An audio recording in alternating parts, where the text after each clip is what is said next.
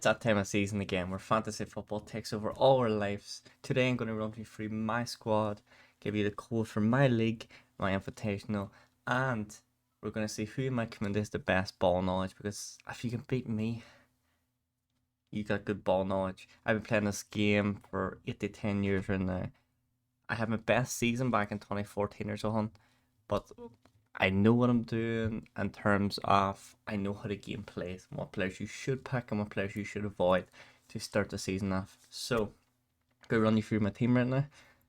Starting a goalkeeper, I went with Alisson. Liverpool goalkeeper, I feel like he's not even that expensive at 5.5 million. You could have a look at all our goalkeepers, yes, but if we have a look at them, you could go for a Raya, but Raya just recently moved to Arsenal. Alisson, no matter how bad Liverpool got last year, Alisson was a player that kept us at it, and I don't see anything changing this year again. No matter Liverpool have made as many big signings, Alisson will be the one to keep us in us defensively. Second most points by keeper last year. Raya just moved to Arsenal to be Ramsdale's backup or fight Ramsdale for number one spot. Alisson, I think, is if you could go cheaper with maybe a Martinez or someone to get there. But then my backup keeper, I went with Areola. Alisson will most likely play 38 games a season for me. If Alisson gets injured and is out for more than double digit more than double digit weeks, then we may just make a transfer 1 week to get him out, get a cheaper keeper and keep the money until Alisson's back. The week we use a bench boost, we may make a change the week before it, leading up to it, just so we can have two keepers who do play. But Areola, as the cheapest goalkeeper in the game, can't beat it. Defense, this is a tough one because Trent is now 8 million and he's the most expensive defender in the whole game. He got the joint second most points as a defender last year in the game. However, near the end of seasons where he kind of excelled in the last 12, 15 games when he was playing as an inverted fullback, I see more of that happening this year for Liverpool. And if you play Trent as an extra midfielder, if Klopp plays Trent as an extra midfielder, it means his goal contributions and attacking wise, he'll get points as well. If he gets an assist or a goal, he gets more points because he's a defender than what he would if he was down as midfielder. I think Trent's a no-brainer. No matter what the price is, you get Trent then. Occupying Trent is going to be Mr. John Stones, one of Man City's biggest defenders. Didn't get as many points last year. I don't even think he had 100 points. Let's have a quick look. I don't even think he had 100 points. No, he was less than 100 points last year. But it's John Stones. As a Man City defender, consistent clean sheets, hopefully. That's all he's there for. Then we went for another team who's going to finish in the top three, and that is Arsenal. And we went with Gabriel. You toss up. Ben White is $500,000 more expensive. If you do have an extra $500,000 to play with, get Ben White. But Gabriel, I think, is a solid buy. Occupying them two, Estupiñán and Marquez. Estupiñán, he was in the top 10 most points for defenders last year. Had a breakout season for Brighton for the last year or two. Breakout seasons, I should say, really coming on his own, really making that left back position his and cementing it for the future. The way Brighton play football, I can see Estupiñán getting tons and tons of goal contributions this year. I say he's at 5 million, he's a bargain in my at that price. Compared, if you compare his goal contributions to Trent, 5 million to 8 million, Estupiñán is very, very close to it. Then we got Marquez. England international, Crystal Palace attacking wise are not very good right now, losing Esse. Keeping a hold of Lassie so far is good. Are they going to improve defensively? I don't know, but that's a Marquez here. He's there to hold down the fort. But I said Crystal Palace attacking wasn't the best. They sold Zaha, they held on to Esse and Lassie, which is good. And one of those guys is me and my team, and that's Mr. Eberechi Esse. Esse I'm a big fan of when I'm watching play. I don't know if he finished on top 10. Yes, he did. I just had him double check. So I got 3 of the top 10 this year. I went for Esse, Martin Odegaard, who I think is Arsenal's main attacking force going forward. Yes, you have Saka and Martinelli, who the Odegaard, Saka, and Martinelli all finished in the top 5 scoring midfielders last year. So they're all within a chance if you want some cheap players. However, Odegaard at 8.5 is the same price as Saka, and Martinelli $500,000 cheaper, but did get less points than him last year, but still finished in the top 5. So interesting, that one. My sleeper pick now for this year's fantasy football is Encesco for Brighton at 5.5 million. When you compare the prices of the team and compare the prices of Odegaard, Esse, and dollar midfielders I'll talk about in a second, to Encesco 5.5 is a steal. He really, last second half of the season from January onwards, he really came on and he was like the one to watch. You were no longer just playing Brighton to watch out for Matoma or Caicedo.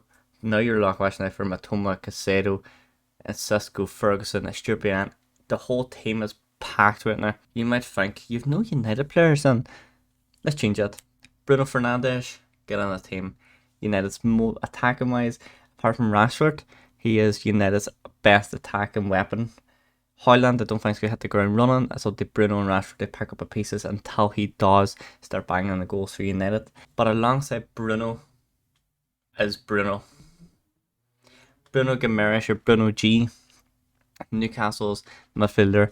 Yes, he might arguably, alongside Joelinton and Wawak, Bruno might be, or Almiron, Bruno might not be the number one focal point in the attack, especially with Callum Wilson and Isaac, but he can create a lot of goals when he has people like Almiron, Isaac, Callum Wilson all playing off him. I think Bruno can create a lot of goals this year. But. Hey, who are you putting up front? Because you don't have a lot of money left. You're right, I have 27 million left. So let's blow 14 on that on Erling Haaland. If you don't have him on your team, you're wasting this year. You're wasting this year. Because Erling Haaland is going to have a repeat season as last year. He's not a one season wonder, never. But if you don't have Haaland on your team, you better have Kane and Salah to make up for it. A lot of people have Haaland, Kane and Salah. Then they have a lot of 4 or 5 millions outside them as well. That would be crazy if you can pull that off. So Haaland is picked by 87% of people. Only 87% of you are smart. The other 13%, I don't know what you're going for. A lot of people sleeping on this guy. 15% of people pick Darwin Núñez.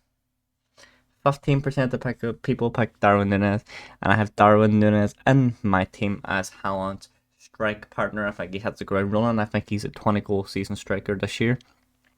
If Liverpool can get a DM on, and maybe one more centre mid addition, I was going to say before the season starts, but that's impossible. One more centre mid addition, then I think Darwin Núñez doesn't have to. We don't have to change our formation or change anything. I think Darwin Núñez is fine for this season. The amount of chances he could have last year, I think he's a 20-goal season striker this year for us. And my third striker, 6 million left in the pot. I could go with João Pedro from Brighton, who I did look at. Very intriguing. You could go Mwamba from West Ham if you really wanted to save some money. However, I need to have at least one Irish person in this team. Every year, one way or another, one Irish person makes the team. I think it was last year with Seamus Coleman or Darren Randolph or somewhere. This year, Shane Ferguson. He got hit with an unfortunate injury near the end of the season, kind of ruled him out of a lot of things, or throughout the season, ruled him out of a lot of things. However, he did have a very good season when he plays. If he starts up front for Brighton, which I don't see why he wouldn't. Let me just have a look at Brighton's attackers a second. Then we go forwards. Okay, so I can't organise Brighton forwards. Okay, just Brighton forwards. João Pedro, Ferguson, Welbeck and Sakiri. Sakiri probably won't play. João Pedro is Ferguson's only worry, but Pedro will probably play on the left or right. Matoma on the other side, and Cisco and Cross in the middle. Caicedo, yeah, with Solly March as well. Ferguson's only challenge would be João Pedro, so I say it would be a fight between those two. Who would you put on? 19% put on Pedro, only 7% put on Shane Ferguson. That is my team for this season. Let me know what you guys think. The code to join my fantasy football will be in the link. Will be in the description down below, along with the link as well if it makes it easier. Guys, I appreciate you all. Let me know what you think, and let me know if you think I have ball knowledge. I could go into detail and explain these people, but I feel like if I go into detail, this is going to be a 20-30 minute video, and we don't want that. So, guys, appreciate you watching. Take care of yourselves. And Darwin Núñez is going to be a 20-goal striker this season. I said it. Hey, yes. Peace out.